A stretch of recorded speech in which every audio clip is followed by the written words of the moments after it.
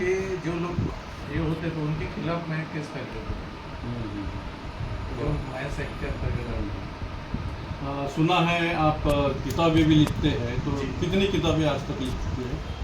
Under printing किताबों की अगर बात करें तो मेरी 44 किताब है सर। लेकिन मेरी प्रकाशित किताबें अगर बोलते हैं तो 7-8 किताबें हैं। एक कविता संग्रह भी है जो अभी अवेलेबल है फिलहाल।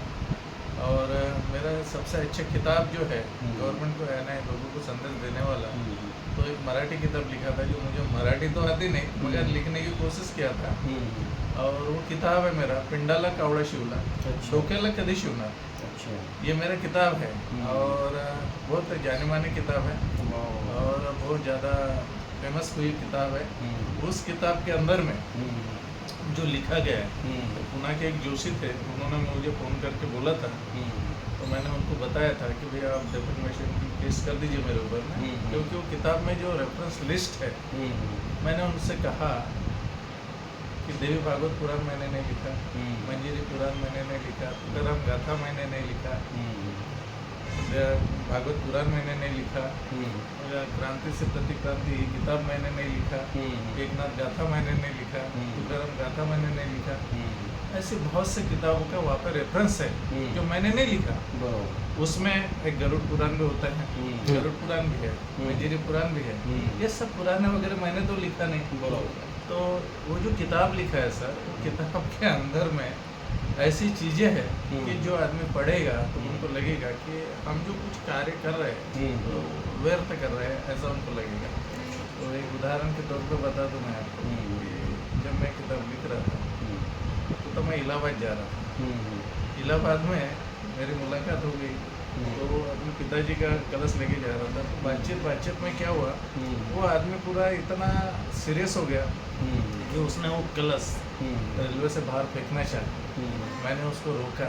भाई बोला देखो मेरे से क्यों पाप करवा रहे हैं, ये जो बातें हैं ठीक है, मेरी बात सुन के अगर कोई इतना इम्प्रेस हो रहा है तो ऐसा होने की कोशिश नहीं करना। अभी जिस काम के लिए आए हो वो काम कर लीजिए।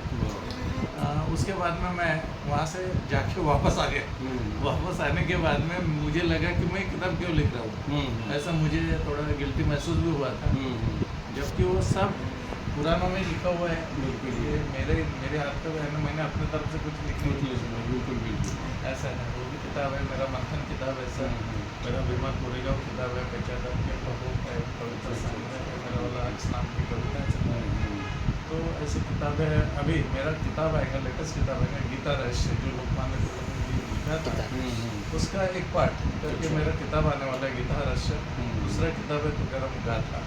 मेरी गर्जना किताब है जो विशिष्ट जातियों के लिए लिखी गई है। मंथन किताब मेरी 4 पार्ट है, उसमें ओबीसी के लिए, एससी के लिए, एसटी के लिए, जनरल के लिए, ऐसी 4 पार्ट है उसके।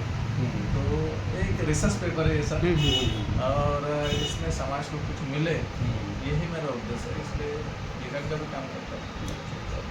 तो अभी 12 अक्टूबर को धम्मचक्र प्रवर्तन दिन है, और देश से ही नहीं बल्कि विदेशों से भी लोग यहाँ पर आते हैं दीक्षा भूमि पर। तो और दीक्षा भूमि पर आते हैं और यहाँ चरण स्पर्श करके जाते हैं, अभिवादन करके जाते हैं आपके बाबा साहब। तो उन्हें आपकी तरफ से कुछ शुभकामनाएं। आने वाले धम्मचक्र परिवर्तन दिन के लिए मेरी सभी बौद्ध उपासक उपासिकाओं और बौद्ध अनुयायियों के लिए मेरा तहे दिल से यानी ऐसी कहना है कि वो जो यहाँ पे आते हैं तो जो जिस चीज़ के लिए आते हैं वही चीज़ यहाँ से लेके जाए, क्योंकि धम्म में एक चीज़ बोली गई है, नता वता धम्म धरो या वता वो भासती यपम सुतवान धम्मा काय न पश्यति। अगर ये बातें अगर वो स्वीकृत करते हैं तो उनकी बातें होंगी। और डॉक्टर बाबा साहब अम्बेडकर ने हमारे लिए जो किया है, अखिल मानव जाति जो भारत की है उनके लिए जो किया है, तो उनको ध्यान में रखते हुए वहाँ पे जो लोग आते हैं वो कुछ सीख लेके जाते हैं और किताबें लेके जाते हैं। हमारा वैसा वहाँ पे स्टॉल रहता है आकाशवाणी का, आकाश दर्शन करके हम वहाँ पे रहते हैं। और हमने जो कास्ट सिस्टम वाली जो बातें है ना, इसके लिए राष्ट्रपति को हमने 5 लाख साइन का लेटर भेजा था एडवोकेट एसोसिएशन की तरफ में। अम्बेडकर लॉयर एसोसिएशन है मेरा, उसका मैं जनरल सेक्रेटरी भी हूँ और हमारे प्रेसिडेंट है एडवोकेट बनकर साहब। उनको शुभकामनाएं दीजिए। हमारे तरफ से उन सभी लोगों को, हमारे एसोसिएशन की तरफ से, हमारे इंडस्ट्री की तरफ से, हमारे परिवार की तरफ से, हमारे समाज की ओर से सभी को तहे दिल से शुभकामना देती हूँ।